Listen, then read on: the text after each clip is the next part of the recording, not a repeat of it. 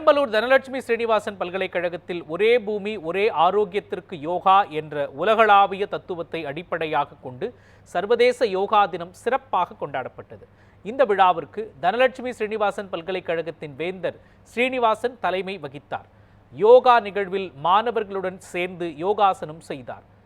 இந்நிகழ்வில் பேசிய ஸ்ரீனிவாசன், இந்த சிறப்பு வாய்ந்த யோகா தின விழாவில் கலந்து கொண்டு மாணவர்களுடன் சேர்ந்து யோகா பயிற்சியில் ஈடுபடுவது மிகுந்த மகிழ்ச்சி அளிக்கிறது என்று தெரிவித்தார். மேலும் யோகா என்பது வெறும் உடற்பயிற்சி மட்டுமல்ல, நம் உடல், மனம் மற்றும் ஆன்மா ஆகிய மூன்றையும் ஒருங்கிணைக்கும் ஒரு வாழ்வியல் முறை யோகா என்று தெரிவித்தார். இதில் சிறப்பு விருந்தினராக இத்தாலி நாட்டைச் சேர்ந்த கணித அறிவியல் துறை பேராசிரியர் லாம்பெட்ரோ உள்ளிட்ட பல துறைகளைச் சேர்ந்தவர்கள் கலந்து கொண்டனர். இந்த விழாவிற்கு பல்கலைக்கழக கூடுதல் பதிவாளர் முனைவர் இளங்கோவன் வரவேற்புரையாற்றினார்.